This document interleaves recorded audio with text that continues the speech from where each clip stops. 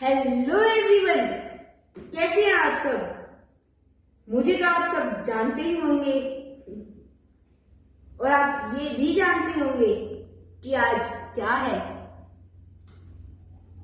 Fathers day, एक ऐसा दिन जब बच्चे अपने पापा के लिए अपने इमोशन एक्सप्रेस करते हैं। मैं कल से ही सोच रहा था कि अपने पापा के लिए क्या बोलूं, क्योंकि अपनी मम्मा के लिए अपने इमोशन एक्सप्रेस करना तो फिर भी आसान है, पर पापा के लिए एक्चुअली बीइंग अ सन, मुझे अपने पापा से हमेशा से ही शिकायत थी कि वो मेरी सिस्टर को मुझसे ज्यादा प्यार करते हैं। और एक दिन मैंने सीरियसली मम्मा से पूछ लिया कि ऐसा क्यों। तब मम्मा ने कहा, बेटा मैं अभी तुझे कुछ भी समझाऊंगी तो तुझे समझ नहीं आएगा। चल तुझे एक स्टोरी सुनाती हूँ।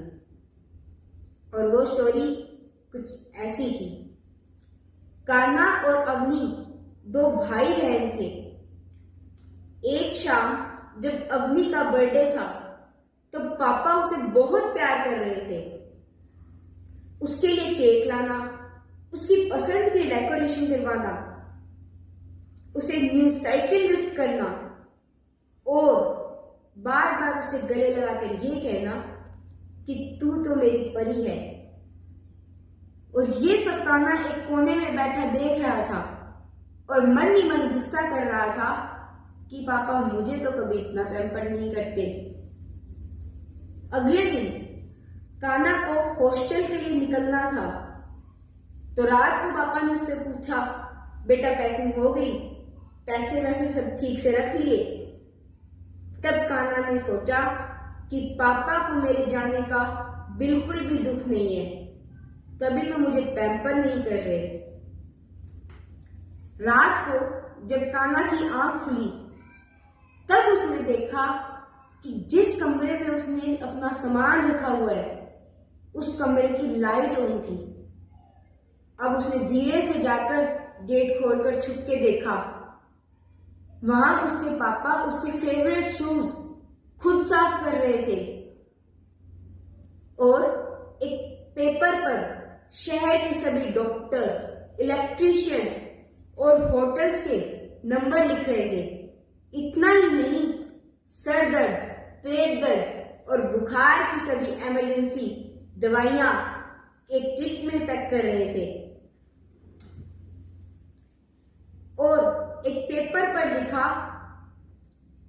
ध्यान से संभल कर जाना मेरे शेर, अगर कोई भी चीज की जरूरत हो तो बस मुझे एक फोन कर देना, तेरा बाप है ना, मैं सब संभाल लूंगा, कोई टेंशन मत लेना। जब कान्हा ने वो पेपर पढ़ा तब उसकी आंखों में आंसू और मन में पापा के लिए सम्मान था। तब उसे अपने हर सवाल का जवाब मिल चुका था। और मम्मा की ये स्टोरी सुनकर मेरी क्या हालत हुई ये मैं आपको बोलकर बता ही नहीं सकता।